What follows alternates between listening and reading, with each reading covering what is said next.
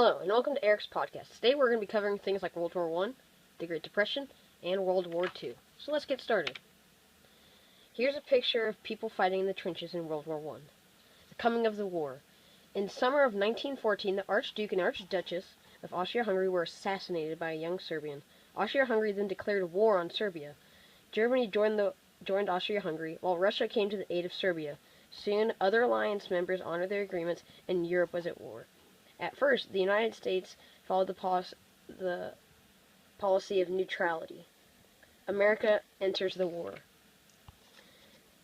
In March 1917, several American cargo ships in the Atlantic Ocean were struck by German submarines. President Wilson asked Congress for a declaration of war, which came in April. In May 1917, Congress passed a law to begin drafting young men into the armed forces. Of the 4 million Americans who served in World War I, some 100,000 were from Georgia. Georgia's role in World War I. One of Georgia's biggest roles was Atlanta's Fort McPherson. It was created in 1889, and it became the center for training recruits and draftees, as well as housing German prisoners of war, or POWs. Atlanta's climate and excellent rail access promoted military authorities to build other training facilities, such as Camp Gordon. Over 230,000 American soldiers would train there before the war's end. Now let's get into the Great Depression. The Great Depression started on Black Tuesday, the day the stock market crashed in the USA. The stock market crash on October 29, 1929, Black Tuesday, hit Wall Street as investors traded some 16 million shares in the New York Stock Exchange. Billions of dollars were lost. Other things that contributed to the Great Depression were a drought. There was a large drought going on in the South that forced over 375,000 farmers to leave Georgia in just 5 years. The boll weevil, a type of bug that eats cotton seeds and buds, also contributed to this drought. FDR was the president of this time. He was the only president that had been elected 4 times to 4-year terms. He was stricken with polio in 1921. He became the 32nd U.S. president in 1933. Roosevelt led the United States through the Great Depression and World War II. They greatly expanded the powers of the federal government through a series of programs and reforms known as the New Deal. Some examples of the things in the New Deal would the Agricultural Adjustment Act, Civilian Conservation Corps, and the Federal Deposit Insurance Corp. Now, let's go into World War II.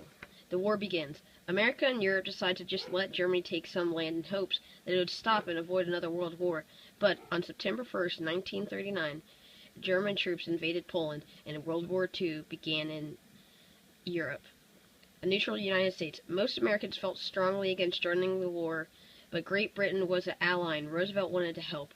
Roosevelt felt that only Great Britain could stop Germany from crossing the Atlantic Ocean. In 1939, Roosevelt asked for and got a new law that allowed the Allied powers to buy arms if they paid cash and carried them to their own ships. A day that will live in infamy. December 7th, 1941. It was around 8 a.m. when suddenly the troops heard bombs falling down on their bases in Pearl Harbor. All 8 battleships docked there were destroyed, and over 2,000 people were killed. The very next day, the United States Congress declared war on Japan, and a few days later on Germany. Now the war was in full force. In the picture you can see an example of Rosie the Riveteer, which is the woman you see ahead. This was a propaganda poster to try to get women to join the workforce. This was very successful because as men were fighting in the war, the female women took control of working in the factories and such. Peace at last. America's entry in the war helped turn the tide against the Axis powers. On May 7, 1945, Germany surrendered on the Allied forces, but Japan continued to fight. On August 6, 1945, a B-29, known as the Enola Gay, dropped the first atomic bomb on Hiroshima, Japan, killing 80,000 civilians. After 3 days of Japan not surrendering, they dropped another atomic bomb on Nagasaki, killing about half the number of people before. Thus, after the second bomb dropping, Japan was forced to surrender. Thank you guys for watching. Hope you learned something.